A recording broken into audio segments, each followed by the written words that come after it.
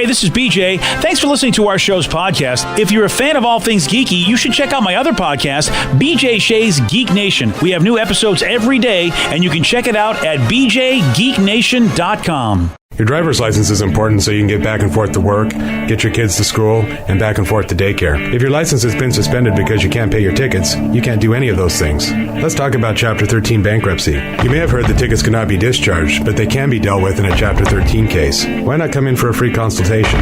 The chapter you choose will make all the difference to your getting back legally on the road. Let's design a plan to pay off your tickets and restore your license immediately. I'm attorney Travis Gagne. Please contact me today at choosetherightchapter.com. That's choosetherightchapter.com. 99.9 KISW, The Rock of Seattle. This is trippy, man. A 41-year-old woman in England. Hello! Hello! She was diagnosed with Crohn's disease about 6 years ago, and that's a painful bowel disease that causes inflammation in your digestive tract. We've had some really, deep conversations actually with Mike McCready of Pearl Jam about it, about how he's had to perform with it and live his life with it, and it's not pleasant at all. And my grandfather suffered from that, who no longer with us. But that was before I even knew what the hell that even meant. Yeah. And thankfully for a guy like Mike McCready, who, has been great about letting the world know and let people know what's going on. That way people don't feel as embarrassed about it. Exactly. And that's the cool thing about guys like Mike, because you take the stigma off stuff and just realize, look, man, this is a thing. And you know what? Let's be cool with each other about it. I love Mike for that. Yep. And this poor woman, they were trying everything on her. They're like, all right, you've got Crohn's. Let's see about the treatments. None of them worked. So the doctor's like, all right, I guess we got to do some exploratory surgery and just see what the hell is going on in there. And what they found was nuts. Here's a news report describing what happened when they did this surgery. Surgeons trying to find out why standard treatments for a woman battling Crohn's disease were not working found this. A ketchup packet lodged in her intestine. Oh. They believe it was there for 6 years. What? Doctors at Heatherwood and Wexham Park Hospital say the wrapper was in her small intestine and actually cut into her stomach, which caused the Crohn's-like symptoms. Doctors believe this may be the first time a synthetic plastic package caused such symptoms. As for the unprecedented patient, once they removed the ketchup packet, the woman's insides returned to normal. Wow. She has no idea how she ended up eating the packet. She's probably stoned when it happens. I think you're right, dude. How do you eat a ketchup packet and not know? Or maybe, you hear about those stories where sometimes, I had it happen once. I ordered fast food and I took a bite out of the cheeseburger and it felt weird and tasted weird, and they never took the cheese out of the individual sliced wrapper. Oh. So when I bit down, I was biting down. So maybe somebody inadvertently dropped a ketchup packet inside. I don't know. You may be right. I'm looking at the picture, but it's amazing how well the packet stayed. Yeah. They said that you could actually still see the Heinz branding on the packet. That's weird, man. That just goes to show you, man, some of the stuff that we make doesn't break down. I mean, stomach acid is supposed to be pretty gnarly and supposed to break that stuff down and doesn't even break down. Good on that doctor for being like, look, we need to figure this out. Nothing's working, and because 6 years you've been dealing with these problems and this issue. And, man. It's nice to know that it got solved and you're healed of it, but that sucks for 6 years you suffered because of a ketchup packet.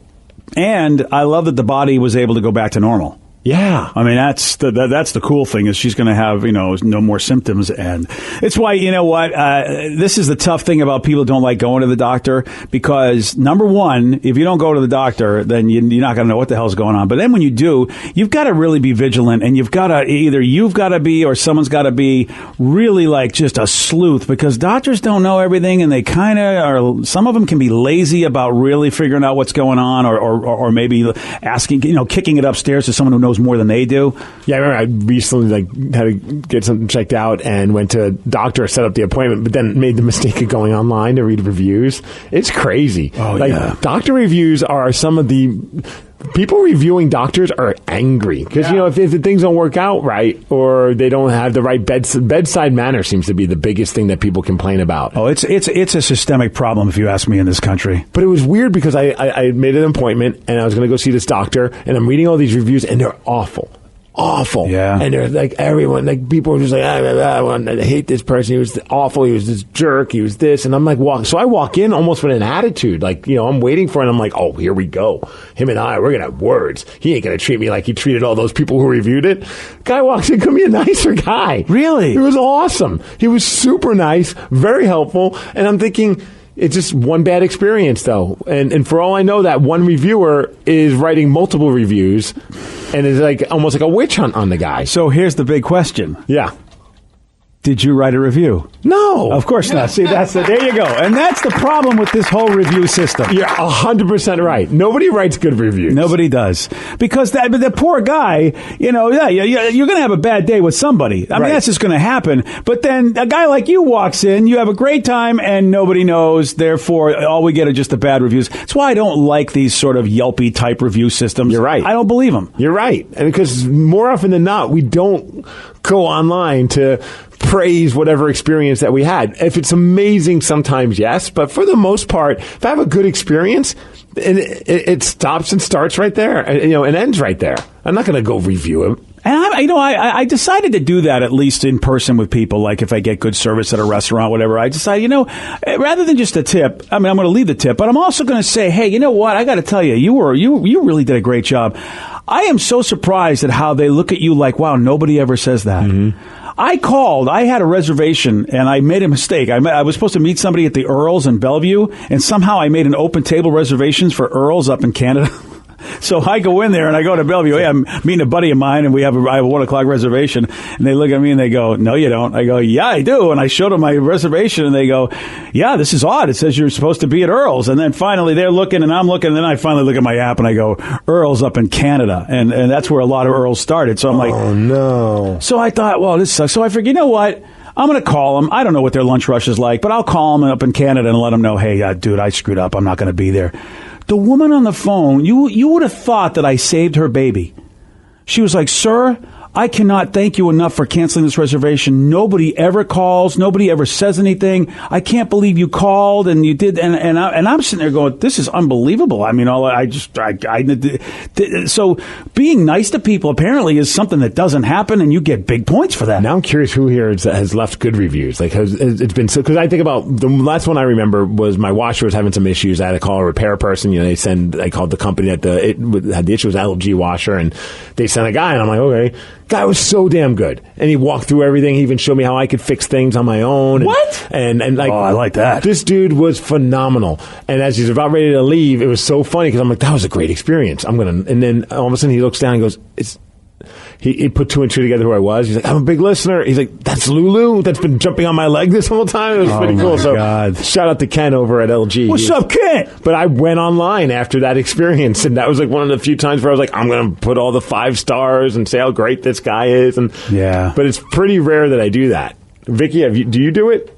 You're in the service industry before. Yeah, but the most recent one that comes to mind is a doctor I have at the polyclinic, because I've been having some issues over the last couple of years. Yeah, you have. Physically, thank you. Oh, sorry. And she is amazing. Just super, hey, I'm here for you. We're going to figure this out together. We're going to get stuff done. And so they give you a phone call. Hey, would you like to take a survey? I was like, hell yes, I will. Just 10s across the board, because she's just so understanding and just so amazing. So I'm very excited. I think I might know that doctor, because I've gone over with Sarah to the polyclinic. Dr. Feelgood. Was it an OBGYN? Yeah. Oh, maybe it is her. Sarah makes you go in for everything. You know what? My daughter, I'm trying to break her of that. I tell her, they don't want me in there while you're having these conversations. Oh, Dad, you got to go in. Ever since but Sarah still thinks she's like 5. Please come into the doctor with me. So I have to go into all these uncomfortable conversations with her. That could be my side job. I'll go to the gynecologist doctors with people if they need someone to be there with them. It's not as cool as you think.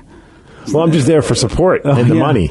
Yeah, it's tough. Is the doctor's name begin with an R, Vic? No. Oh, well, so the R doctor is good too. Yeah. So there's a lot of good doctors over there probably at the polyclinic, at least OBGYN style.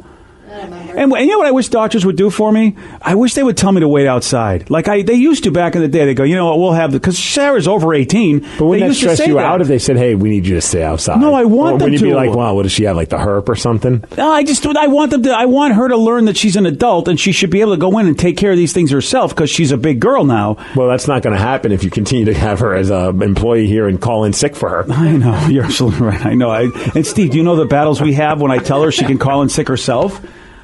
And what? She says she can? She says she's all nervous. So you're going to fire her. So then she gets all mad. I mean, she thinks the whole place is going to hate her. Look, first off, she does a great job. As much as I want to goof, she does a fantastic job. I noticed you don't say that about her brother, but go ahead. I don't even know. Is he here? Yeah. Oh, yeah, he's here. Okay. Yeah. Yes. I'm not. How am I going to fire your daughter? Like, that seems ridiculous. She is. I know. She doesn't understand that. I mean, I might be able to put a good word in for her. Right. That's something that would have to be like, I'd have to talk with you, and you'd have to, you know, I mean, that's like. She really believes it. Other employees are like, Sarah, are you serious? You will never get fired from here. Okay, well, then with that mentality, does she think that Danny's dad calls me, or mom calls me, or Vicky's dad calls me when she's sick, or the Rev's mom? Nobody else's parent calls in sick for them. She's so helicoptered. I mean, well, whose fault is that? I don't know if I'm going to give you a very good Yelp review for as parents. I'm a really good parent. As a matter of fact, my kids would be all different if I got my way as a parent. But I was overruled by society. I like one texter says, why does everyone else have to teach BJ's daughter how to be an adult? Learn the word no, BJ. Another person, BJ, you're being manipulated. Oh, you think? I like all these fancy people that have never been manipulated by a woman in their life. If you have a daughter, every man who has a daughter knows what it's like. It starts very young, and next thing you know, you're wrapped around her finger. It's not, I didn't plan this. See, my dad loves me, but he also says, okay, you're going to learn to do it on your own. Says the girl's back living at home. Yeah. I went and lived on my own. I paid for my own bills. I'm still paying my bills. I'm giving them monies. Yeah, I mean, says the man whose daughter is living at home. Exactly. But I know her father. Vicky makes like, dude, your father would do anything for you. Your father is just the same way as I am. We've had conversations. We both were trapped. I'm not saying that you guys don't love your children. I'm saying that my dad will make me learn how to do something, whether it's something like painting a wall or learning to fix something on my own. Or calling in sick for yourself. Right. Yeah, I'm not going to say that Vicky's a little bit ahead of the curve on that when Sarah is, but yeah, Sarah's got issues. That's why I say I can't. But it's systemic. It's maybe like, her issues are you, man. Wow, deep. Okay, can't wait for you to have a kid, and I hope it's a girl. I hope so too. It's a game changer. Be awesome. Look at what you do for Lulu. You don't think you'd be even worse with a real kid? Look, it's tough for Lulu to make that final step down on the last step because of the hardwood floors. Sometimes her paw gets hairy, so I have to pick her up. Yeah, see, it starts there. Believe me, it starts there. People pamper their dogs and think, oh, I'll be different when my girl comes. Yeah, you wait when you get a little daughter, it's over. BJ and Migs, mornings on The Rock, 99.9 KISW. 99.9 KISW, The Rock of Seattle. I've got the 10 weirdest things that actors have done with their Oscar statues. You know, you win the big award. This is, the best thing you could do if you're an actor, movie star. You get an Oscar. I always love it. Like when was it the Pearl Jam documentary where you saw Stone Gossard keeps his Grammys like in a random spot, like in a basement or in a cupboard or something like that. I love those kind of stories. It just shows how humble and just how that's not the important part of why they do the art that they do. Oh, I'd be having him out where you'd see him as soon as you walk in, man. Oh, I would have it super glued to the front of my Jeep. Oh, you would? Yes. That's actually kind of cool. Yes, it would be my hood ornament. Russell Crowe, he got Best Actor, of course, for Gladiator back in 2001, and reportedly kept his statue in a chicken coop at his ranch in Australia. I don't know what that means. I mean, if he loves the chickens, maybe that's cool, or if he thinks it's all just a bunch of chicken S, I don't know. I didn't know that he had a chicken coop. That's kind of interesting to me. Yeah, dude, when you get a ton of money, you can have a lot of weird stuff. I've known people that You're a pet monkey. That's Michael Jackson. Yes, I've known people that have money, and then the weird stuff they do when they get a little bit of money. I'm like, really? Mm-hmm. Did you really ever want one of those? I got news for you. I don't care how much money you pay me. I'm never getting a chicken coop. No, I have no interest. But I'd maybe live next to someone who has an awesome chicken coop and give me some eggs. That'd be pretty cool. Okay, fair enough. But I don't want to live next to someone who's got a chicken coop. Have you ever had a fresh egg? Yes, I have. My wife has actually shown me the different color of yolks.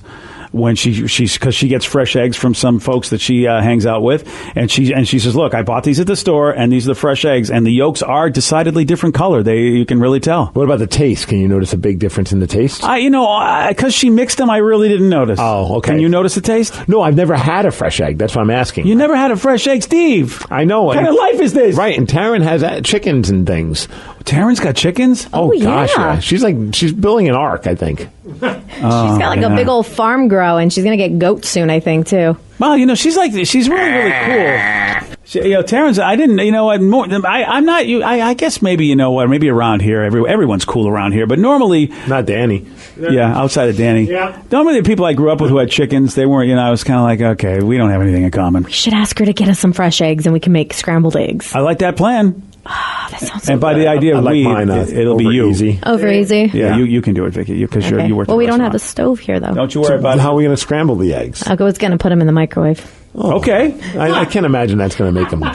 Actually, I found a trick to make poached eggs in the microwave with a cup of water and a little plate. Okay. We could do that poached. Well, All right. Get with Taryn. Let's and do it. Have her give us some of her eggs.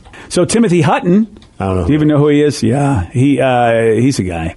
He won an Oscar for. Dude, it's back in 1981, so that's why I don't. I think he was on. Wasn't Timothy Hutton on some show on TNT about a bunch of criminal guys? Leverage? Yeah, Leverage. That's it. Jeez, how about I knew that? Yeah, Timothy Hutton. That was a fun show, actually. Leverage. It looks kind of familiar. Yeah. Yeah, so he won an Oscar for Ordinary People. This was back in 1981. He thought it would be funny to keep the Oscar in his fridge to mess with his friends when they went to grab a beer. That's pretty awesome. I love that idea. He put it in there around 2005 and admitted that it was still there 5 years later. In 2010, he's like, yeah, my Oscar's still in the fridge. I would never take it out. I mean, take it out to show it, but I would never keep it anywhere but the fridge at that point. Plus, it could go bad now that it's been in the fridge for that long. Oh, yeah, I don't know what the expiration date is on an Oscar. Yeah. We get a lot of updates about eggs right now, man. Oh, okay. I know we got a lot of rural folks Yep. that, they love their farms around here. One person says fresh eggs, much better, Steve. They taste so good. Another person, fresh eggs are the absolute best. I don't like chickens, but my boyfriend has them, and the eggs are wonderful. Another person says try duck eggs. Amazing. I had quail eggs over the weekend. Aren't those big? No, they're small. Oh, what's the ones that like the big egg? Ostrich? Ostrich egg, yeah. You are. I've never had an ostrich egg. Me neither. I see signs for them. Okay, quail eggs they were boiled, and I was a little worried because it was in some Asian dry soup that my wife gave me, and I wasn't sure what to think about this. Because first of all, it's dry soup. I go, why do they call it soup if it's dry? I don't understand. Right. But they put the soup in a separate bowl, so you're supposed to eat the stuff, then take a scoop of the broth, and I go, Mix it in your mouth? yeah, and I go, why don't we just put it together and call it soup? I don't understand. Why they got? Is it It's like a shot in a deconstructed? chaser, man. Exactly. But it was tasty. It was just a little odd to me. Marty from Tacoma says fresh eggs and men's room sausage. Oh, my. Oh, that sounds like a great idea. I love this idea. So Kate Winslet, you know her. She's the Titanic girl, Danny. Yeah. Yeah. Kate Winslet, she won an Oscar for a movie called The Reader. This was back in 2009. She put the Oscar in her bathroom, and that's fairly common. A lot of people have done that. Jodie Foster, Emma Thompson, Susan Sarandon, and Sean Connery all keep their Oscars in the bathroom. So their Oscars have a lot of fecal matter on them. Yeah, I don't know what that says. You could put your toilet paper on it. It could be like a toilet paper dispenser then. See, here's the thing about that.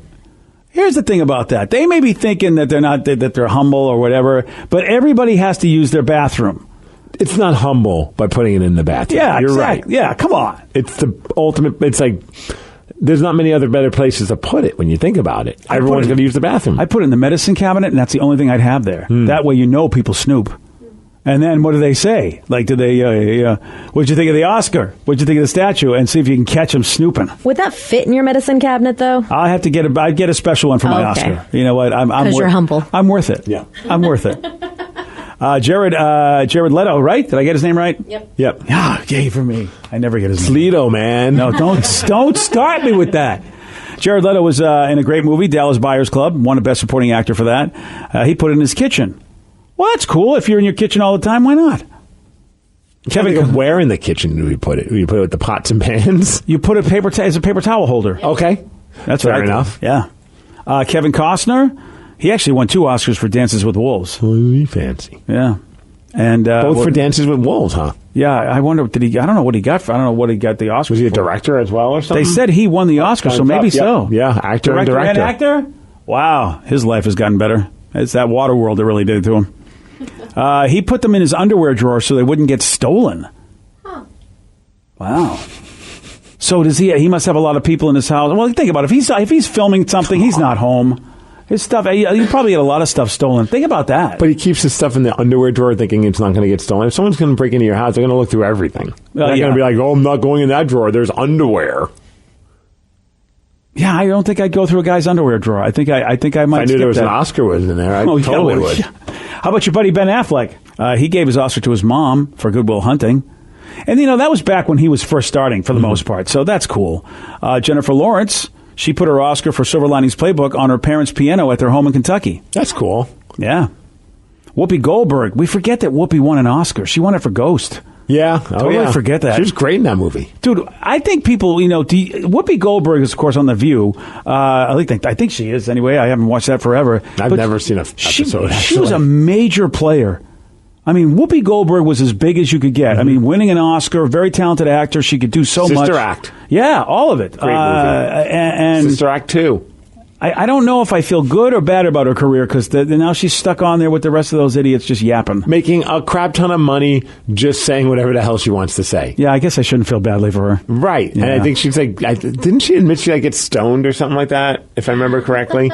Like if you said, hey, man, we want to hire you and put you on The View, and we don't care what you do. Just, if you want to show up baked, go ahead. I would be down to do that in a heartbeat. Oh, it was before her Oscar speech. She got stoned before her Oscar speech. That's incredible. Well, sure. She probably was nervous as all get out. I mean, that's not going to help.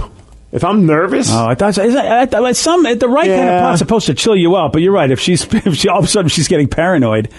One person says Kurt Cobain put his music award in the bathroom. My boss did a job at one of his places back in the day, and he said he saw the award in the bathroom. See, when you put it in the bathroom, everybody's got to use the bathroom. Yep. Whoopi Goldberg said hers ended up in a trash can at an airport about 40 miles east of L.A. She said she sent her Oscar out to get cleaned, and somebody stole Whoopi's Oscar, and they got nervous, they ditched it, and a security guard found it. Sheesh. Yeah. Dude, I let this text was scaring. Steve, don't lie. If you had an Oscar, you'd turn it into a hood ornament on your Jeep. Yeah. You must have just tuned in because what did I say about 8 minutes ago? Yeah. I would turn it into a hood ornament on my Jeep. How about Tilda Swinton? She gave her Oscar to her agent. Huh. That's pretty cool. I would imagine the agent must have got her the gig. Because I found her the role. Maybe so, because I wouldn't give anything to our agent. I typically send him the chocolates that he sent us for Christmas that I don't eat. Oh, you send them back? Oh, yeah. That's nice. I figured he might want them. Get to recycle them. Yeah, it's a nice gift. Anna Paquin, who you found out, what was her name in True Blood, Steve? It was a Beat Migs question. It was Sucky Stockholm. Yeah, close enough. Yeah. Wow. She was... what was it? Sookie Stackhouse. Yeah, Sucky Stockholm. And she was also Rogue in X-Men, if you didn't know that. And Anna actually, though, before all that, as a child actress, she won for the piano. She was only 11 years old, and she got an Oscar for that. People loved her in that movie, and she used to keep the Oscar on the floor next to her shoes. But again, when you're 11 years old, I mean, really... Right. Well, I mean, that's probably a cool place if you love your shoes. That's sad, because I probably... held more regard to my participation trophy in baseball than these people have held for their Oscars, where they truly deserved them, whereas I didn't. My parents paid enough money for the yearly fees that it warranted that I got a trophy. Last on the list, and if this doesn't really solidify what a hippie she is, because as you know, she's got the longest non-marriage marriage going on, and that's Goldie Hawn. She put her Best Supporting Actress Oscar in her meditation room, and she won it for a movie called Cactus Flower in 1970. I didn't know Goldie Hawn won an Oscar. God, man. Meditation room, so she probably just got really stoned and stared at it, is what she's saying. I got to say one thing. That's a place to put it, though. If you want to meditate about being a better actor, that's a good focal point. Yeah, in a way, people do have statues of things like Buddha and stuff in there. So maybe Oscar's like, maybe she's paying homage to the great things that it provided in her life. I don't know. But think of Goldie Hawn. You don't remember, but Goldie Hawn used to be on a show called Rowan and Martin's Laugh-In, where basically she was a hot chick who kind of looked like she was stoned all the time. That seemed to be her character. And it just goes to show you play any role just so you can do what you can do, and you'll turn out to be an amazing actor, which, of course, Goldie Hawn has, including winning an Academy Award. Sometimes people go, I'm not going to do that role, or I'm not going to start out doing that. Victoria Munn's another one where a lot of folks thought, really, you're going to be the G4 girl, all this? Where do you think you're going to go from that? And she's ended up making a really good career for herself. You mean Olivia Munn? Yeah, that's exactly who I'm talking about. Olivia Munn. Yeah, I Thank was you. like, who the hell is Victoria Munn? Yeah, Victoria Munn is Olivia's half sister, who actually has done nothing with her life. And Tori Munn. Yeah, Tori. She's she had so much Hung out with the going for wrong her, crowd. but her sister upstaged her, and then she never got over it. Do you remember any trophies that you won? No, You never got a trophy in anything? I don't think I did. Not even like as a participation in baseball? No, they didn't do it back then. I would have loved that. I was 10 years too early for that, Steve. They basically said, you're a loser. You get nothing. Go day, sir. My biggest one, I thought it was a little drumming award. I got a drumming medal in junior high, and I kept that thing forever. I think I still have it somewhere, and it's in the dumbest little plastic case and a styrofoam thing. But I mean, I also have the baseball trophies, a lot of it, but they were all never for doing anything special. It was just I was on a team that did well, or it was a participation one. Yeah, I never got anything. They didn't do that, man. You have any trophies? I had exactly one trophy, and it came from mini golf. Yeah, I know. Jesus. Parkland Putters down in Parkland is the mini golf course. We are such losers. I No, mean, it's a seriously. really How is hard it that I shot. have the most trophies and I was awful at Yeah, baseball? I think that says It a lot. was a really hard shot. You had to go up a ramp into a little tiny PVC tube, and I scored it. It was you got amazing. a trophy for that? Yeah, you got a trophy. You still have it? Oh no, I threw it away after. Oh, I threw it away because I got food poisoning and I was hallucinating that it was moving. I couldn't handle it, so I threw it away. By food poisoning, it was a bad acid trip. Yeah, come on. Quite dude. possibly. Yeah, that's exactly what that Food was. poisoning. So you threw away the only good thing you did. It's not the only good thing I did. It's the only trophy I got, but there's plenty of things. Well, I just assumed everybody had like a whole. And I'm not like Captain Jocko or anything, but I just assumed everybody had like a wall or a shelf of yeah. baseball trophies like me. You were lucky. Your generation started getting the trophies no matter what. My generation, Yeah. nobody cared if the kid cried because he didn't get a trophy. They just said, you know what? That's because you suck. That's why you got nothing. Today's podcast was brought to you by Travis Gagne, bankruptcy attorney. Here's another question from a listener. How long is a bankruptcy going to affect my credit rating? Of course, most of the time, by the time we're talking about filing a bankruptcy, the credit has already taken a huge hit. Chapter 7 is going to affect it more negatively than Chapter 13. Chapter 7 stays on your credit report for 10 years from the time you file. It usually takes 7 or 8 years for your credit scores to get back into the normal range in a Chapter 7 case. However, your credit will start to recover even in Chapter 7 after about a year. You'll be able to get credit again right away, usually before your case is even over. Chapter 13 stays on your credit report for 7 years and usually takes about 3.5 years for your credit to get back in the normal range. So Chapter 13 will mean your credit gets better much more rapidly. Thanks, Travis. If you have more questions about bankruptcy, you can reach out to Travis anytime at choosetherightchapter.com. That's choosetherightchapter.com. Thanks for listening. Keeping up with the flood of news every single day can be quite stressful. There is climate change happening. There's the pandemic, labor movements, Nicki Minaj's cousin's friend. Hi, I am Gideon Resnick, host of Crooked Media's What a Day. Each week, Travelle Anderson, Priyanka Arabindi, Josie Duffy Rice, and I are going to break down the biggest news stories of the day in a way that hopefully doesn't always make you want to cry. New episodes of What a Day drop every weekday at 5 a.m. Eastern. Listen on Odyssey, Apple Podcasts, or wherever you get your podcasts.